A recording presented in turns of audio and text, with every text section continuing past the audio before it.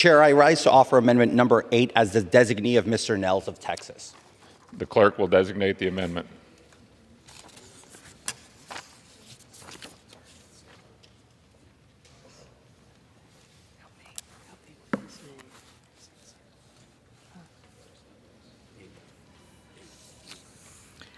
Amendment number 8, printed in Part B of House Report number 118-216, offered by Mr. Santos of New York.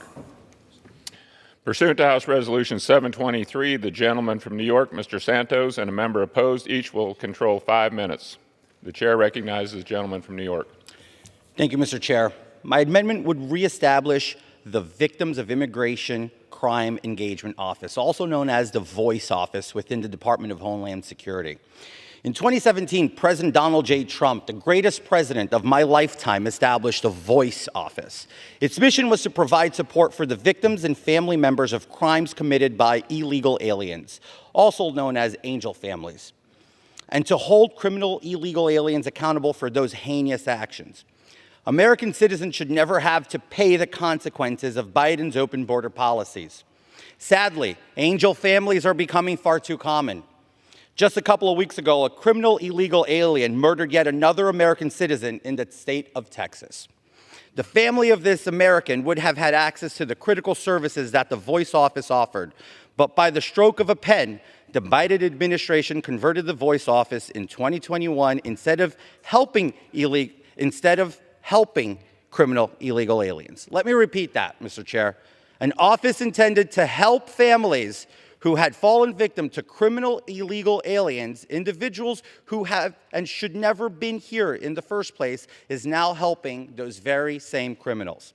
Secretary Mayorkas himself said, and I quote, "All people, regardless of their immigration status, should be able to access victim services without fear," and I close quote, "at the U.S. tax dollar expense."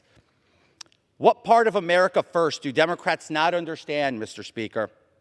When the VOICE Office was fully operational, it assisted thousands of angel families, connected them to crucial services, and worked to hold criminal illegal aliens accountable for their heinous actions.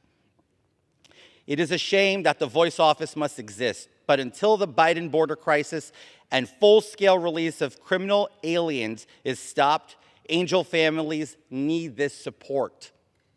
To my Democrat colleagues, mark my words, if you haven't already, you or someone you know will reap the consequences of an open border, and you will wish you had the support offered by the VOICE Office. I hope my colleagues across the aisle will start to put America first. I urge adoption of my amendment. Thank you, and I reserve the balance of my time. Gentleman from New York reserves. For what purpose does the gentleman from Texas seek recognition? Mr. Chair, I claim the time in opposition. Gentleman is recognized. Mr. Chair, I oppose this amendment. There are already avenues for victims of crime to engage with both the Department of Homeland, the Victims Engagement Service Line, or the Department of Justice, the Office of Victims of Crime. So the Department of Homeland has protection for victims, and the Department of Justice also has the Office of Victims for Crime. This office will be duplicative of those efforts. It will be a waste of taxpayers' dollars. We're already doing that already. And frankly, when you say this, you're basically taking the position that crime only occurs when you have a migrant.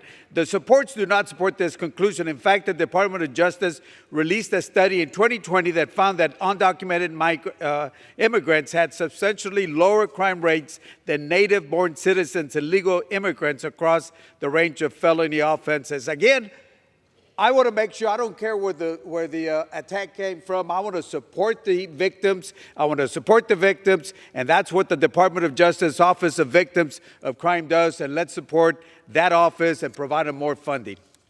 With that, I reserve the balance of my time. Gentleman reserves. For what purpose does the gentleman from New York seek recognition? Mr. Chair, I'm ready to close. Okay.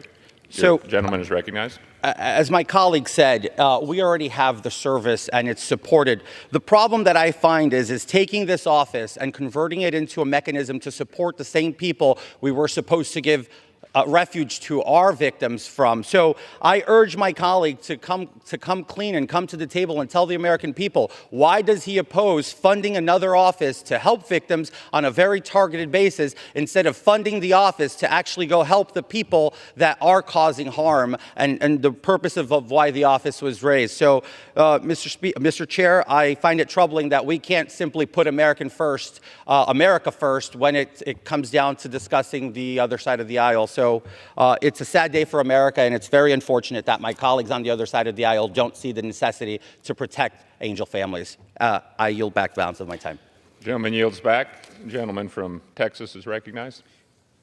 Mr. Chair, I'm ready to close. So with that, I just say I oppose this amendment because, again, the Department of Justice Office of Victims of Crime supports everybody. They don't ask you where the crime came in. They will support you. This office will be duplicative of those efforts, would be a waste of taxpayers' dollars. Let the Victims Engagement Service Office, the Office of Victim Crime, do their job. Let's make sure that they get the support. And with that, I oppose this amendment, and I yield back the balance of my time.